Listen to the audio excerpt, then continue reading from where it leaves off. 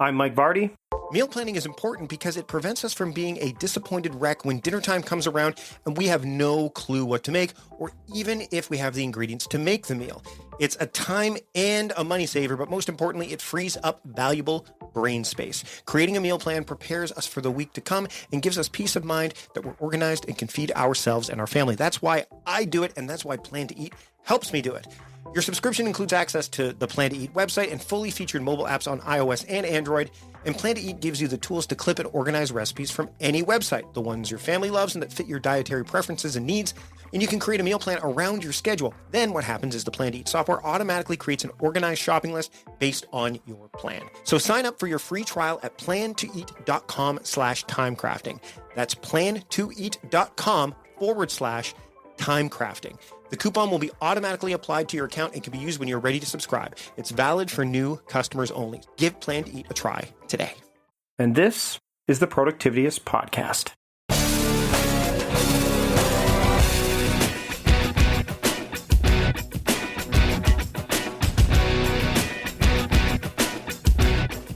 On this episode of the Productivityist podcast, I speak with Anthony Ongaro. Anthony is the founder of Break the Twitch and the author of the book, Break the Twitch, A Practical Guide to Minimalism and Intentional Living. We talk about the idea of impulsiveness and how that can affect your personal productivity. We talk about what the Twitch is and how he was able to break it and, what you can do to kind of avoid dealing with the Twitch, or at least falling victim to the Twitch. And we're also going to talk about why it's not always just about the couch. You have to listen to figure out what I mean by that. Let's get into the conversation I have with Anthony Ongaro here on the Productivityist podcast. I'd like to welcome Anthony Ongaro to the Productivityist podcast. Anthony, how's it going? Hey, it's going well. Thanks for having me. It's been, as we record this, we were just talking about how far ahead and how proactive I'm being with the podcast this year more than in years past. It seems like every year I get that much more proactive because I want to make sure that in case I get pulled away by something or in case something happens, I don't run into any issues.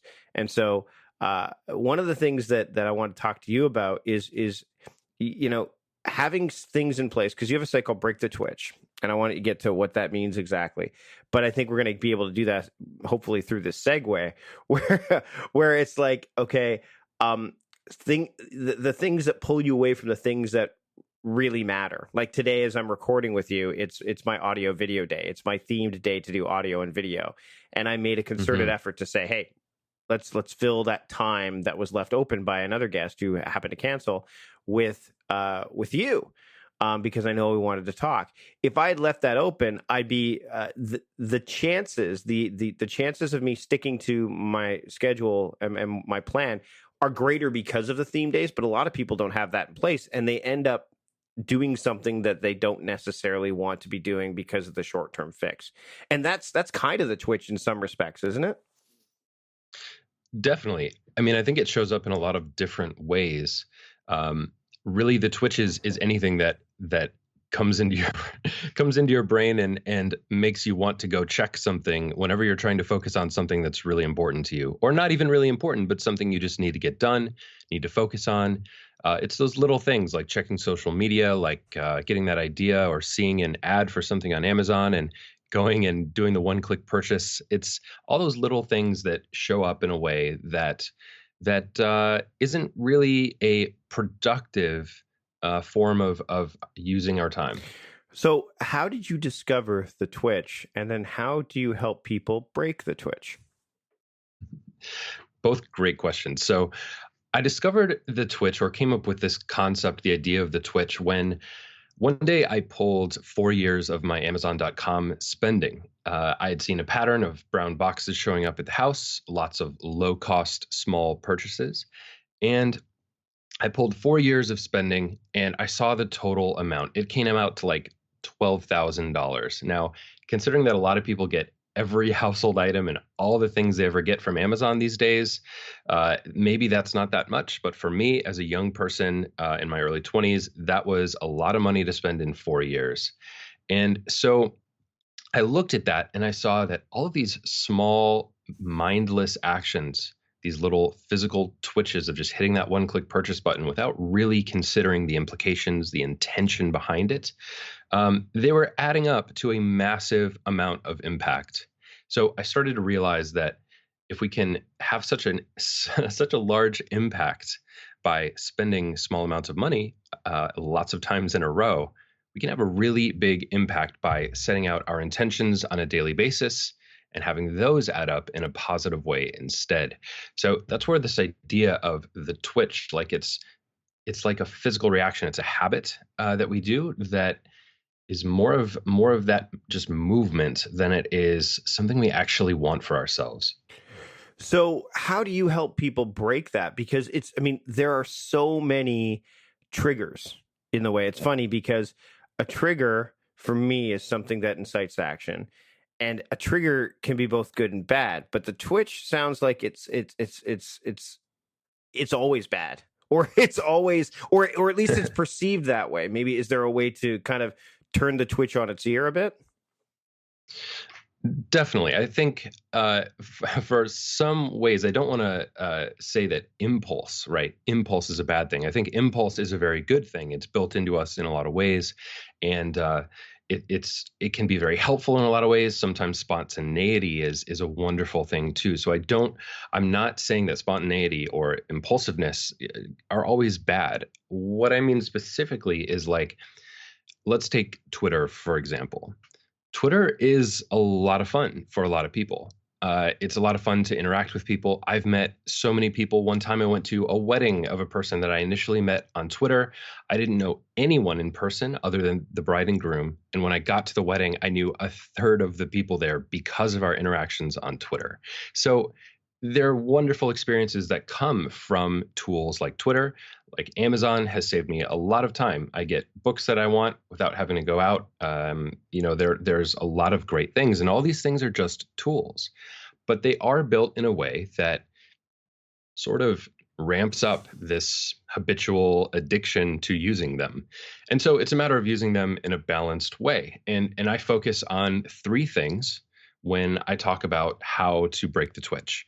Focus on minimalism, which is removing distractions; habits, which is daily action. So it's small things you do every day that aren't the twitch, that are actually what you want to be doing; and then creativity. And I speak about creativity in terms of creative living. So I think Elizabeth Gilbert said, creative living is living based more on curiosity than fear.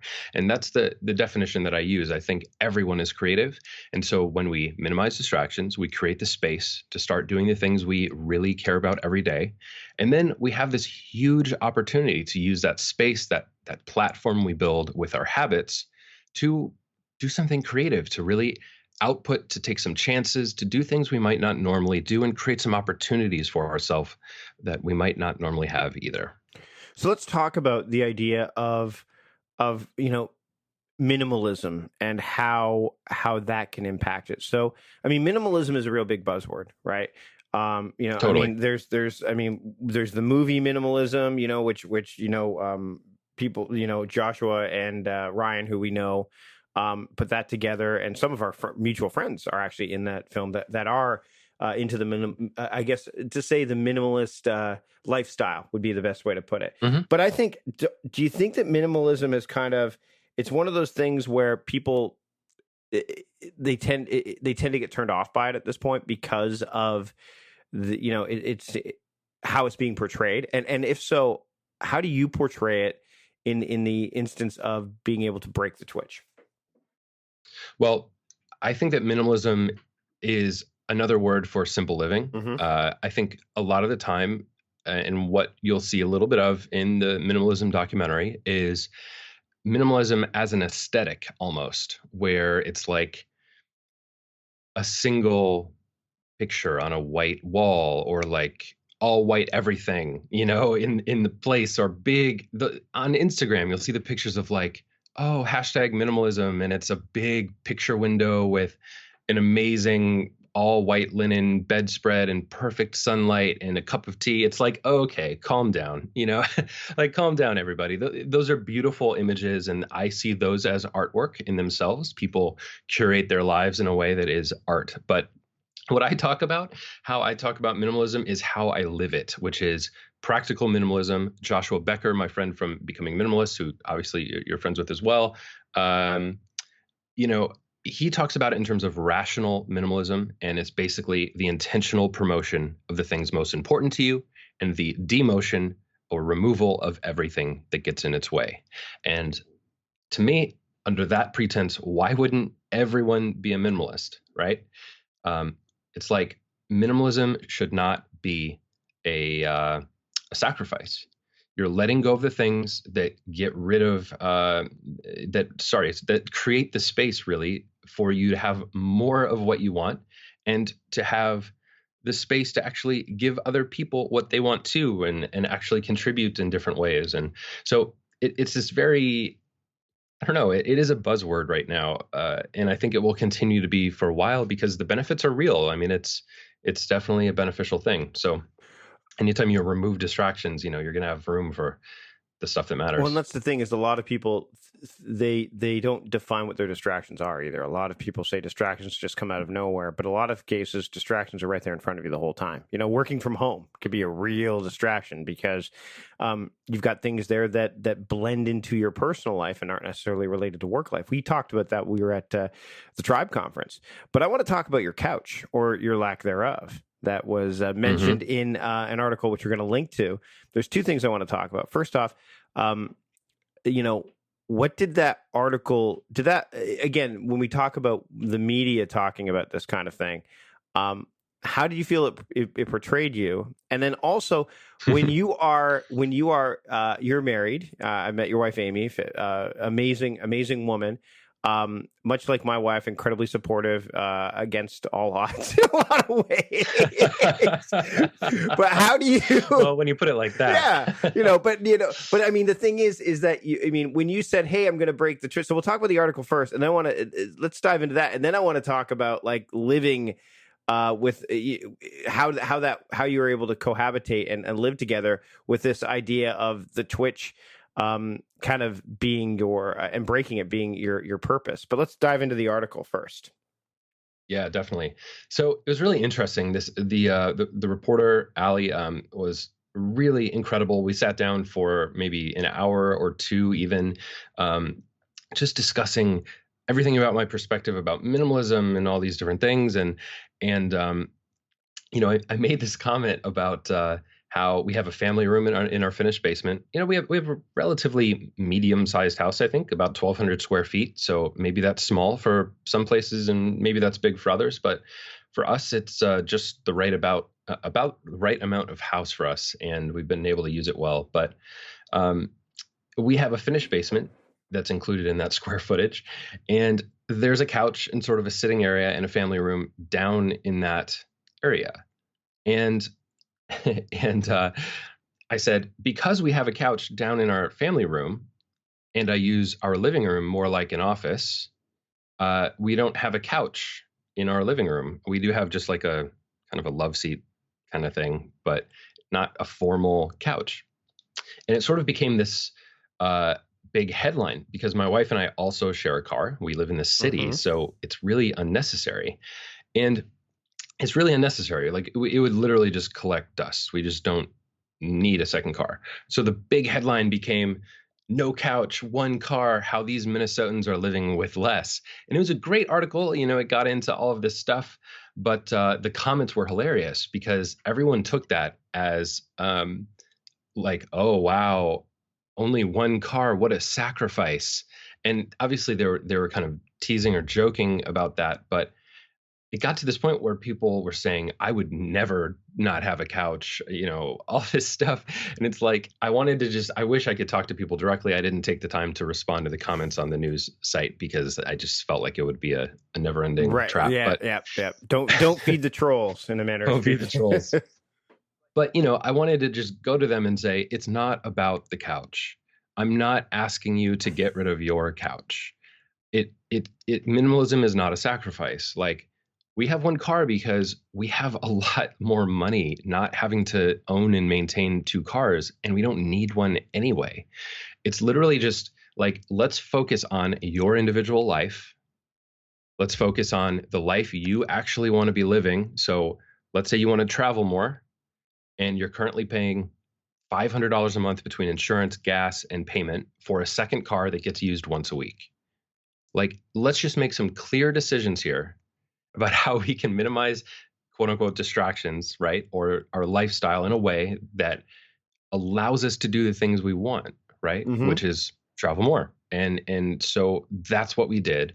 And you getting rid of your couch will not unlock an amazing life. It's just like, it's a lot more convenient for me to work from my office in the living room because we don't have a huge house and we don't have kids. So it just works, Right. it works out really well. So I think that's kind of the point that I really wanted to get across with all of it. I don't know that got across, but the same stuff applies to your working environment and to how you focus on what's in front of you. If you want to be a writer, you got to write. If you want to be a podcaster, you got to podcast.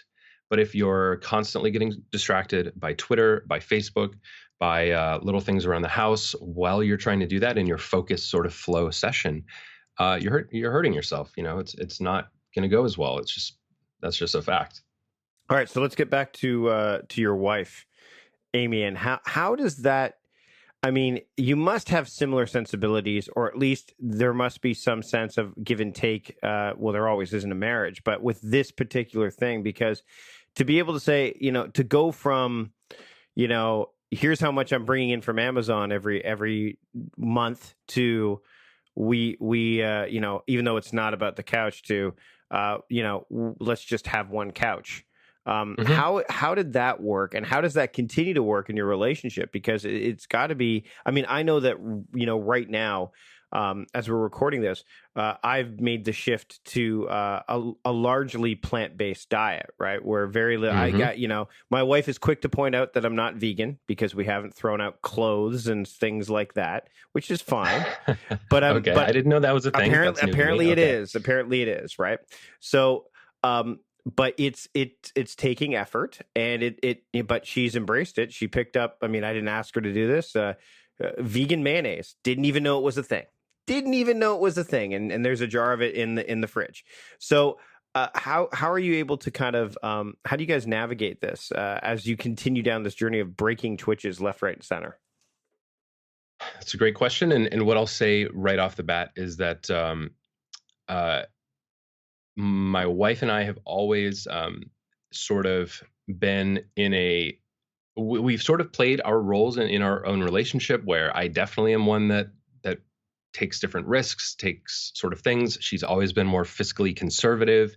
And so we definitely play very important roles in our relationship. And she's wonderful in that, we have both sort of so the answer to this is to spend 4 years like heavily looking at life together, making decisions about what matters, having hard conversations about what we both want and how that aligns and how that looks together over the next 10, 20, 30 years. We've been together for 10 years now.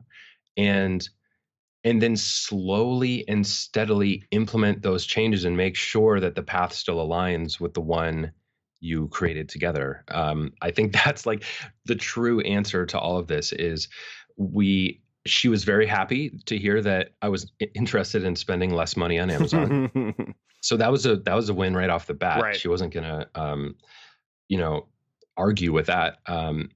But I will say she was a little resistant to the whole idea of minimalism, right? I'll say, grew up, she's culturally Taiwanese. She was born in Taiwan and moved to California when she was 6 months old. So she's very much American because she spent her whole life in the U.S.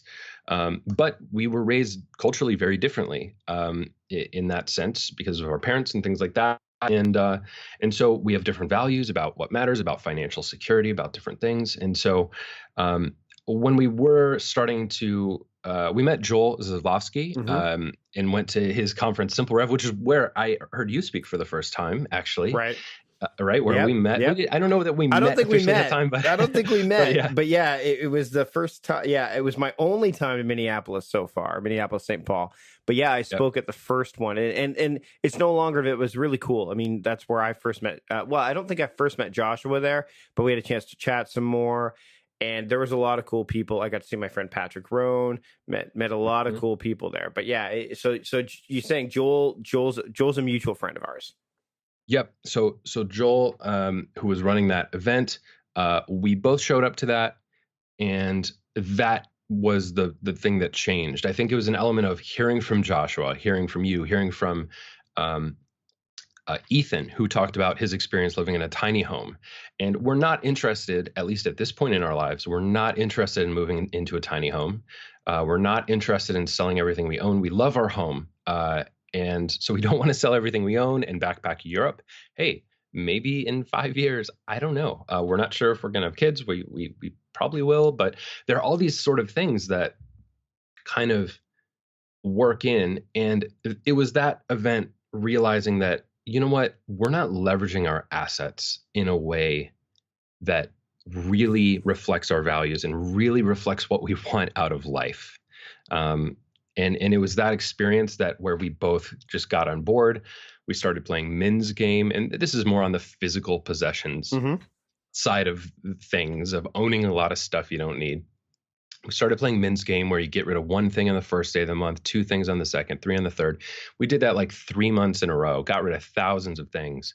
And what's just so funny to me is that our house didn't feel cluttered. You'd come over to our house, it would look like any other, kind of house. Yeah, kind of knickknacks around, stuff like that. But stuff just kept coming out of the woodwork. And even today, we're just like, man, we need to get rid of some more stuff, And it's like, because the purpose, how our house serves us, changes. How our house serves other people when they come over is different. And so as that purpose changes, we look to utilize our stuff to serve people in that way. So let's talk a little bit about the book before we wrap up. The book is now in, as of right now, you could pre-order as this episode airs. What do you talk about in the book, and how can the book help people break the twitch? Definitely. So this is the self-titled book. It's called Break the Twitch, a practical guide to minimalism and intentional living. And in this book, I talk about 2 core concepts. One is the twitch, which we've already talked about. And I go into everything I've learned over the last 3 years of writing about the twitch, of exploring it in my own life and the lives of others, and really condensing it into just a few core strategies of how to create that space in your life, and how to do more of the things that you actually want to do instead of bouncing around and doing all these other kind of distraction type things. And then the other concept I cover is something called the false first step. And that's something I came up with as well, that is basically a lot of what I was doing on Amazon for all those years. The false first step is the buying a magical pair of running shoes before we even step outside to go running. It's like, hey, let's it's the whole idea of like, we affirm us saying, hey, I'm going to start running tomorrow. It's just a more expensive way of saying that. Right. Really. Right. Now, if you have a running habit and you've been running for 6 months and boom, it's time for some new shoes. I'm not saying don't ever buy anything. Again, I'm taking a very balanced approach to this, but that's the concept. It's like, do YouTube yoga videos for 30 days before you start buying the foam block and the stretchy yoga pants and the rollout mat and all those things that will help, but aren't going to get you stretching. Right.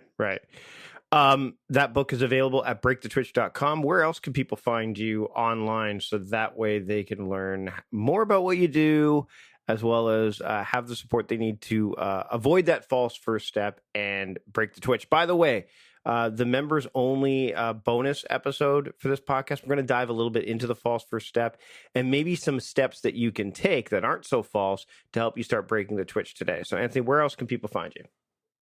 So I am online everywhere at Break the Twitch, all one word. That's on Instagram, Twitter, and on Facebook as well. And you can sign up for my newsletter at breakthetwitch.com/newsletter. And just as a note, anyone that pre-orders the book, because it actually comes out December 9th, anyone that pre-orders the book is going to get a 5-episode mini video series as well with it, and some worksheets to go along with the book. So awesome. Anthony, thanks for joining me today. Really appreciate it. Thanks a lot, Mike. Appreciate it. And so there you go. Great conversation with my friend Anthony. Thanks so much to him for joining me today. You can learn all about what we discussed. If you want to dive deeper into how you could break the twitch, just look at the show notes for this episode, which you could find in your podcast player of choice, as well as over at the Productivityist website. Just go to the podcast link and it'll be the most recent episode. If you're listening to this episode, if not, just search for Anthony Ongaro and you'll find it there. Now, if you want to get more content, like if you want to dive deeper into this, and we have some tactical strategies that you could take on so you could start breaking the twitch today, we offer that in the members only episode. Now head over to productivityist.com/membership to learn more about that, because there's a lot of great benefits to becoming a member of the Productivityist community. We're just getting started with it. It's just warming up. You can learn more. Again, go to productivityist.com/membership. And I'd love to see you there and become part of that community. Thanks to John Polster for joining me this week on the show as producer. Thanks to my team for putting all of this stuff together. And thanks to you for listening. Until next time, I'm Mike Vardy, the host of the Productivityist podcast and founder of Productivityist, reminding you to stop guessing and start going.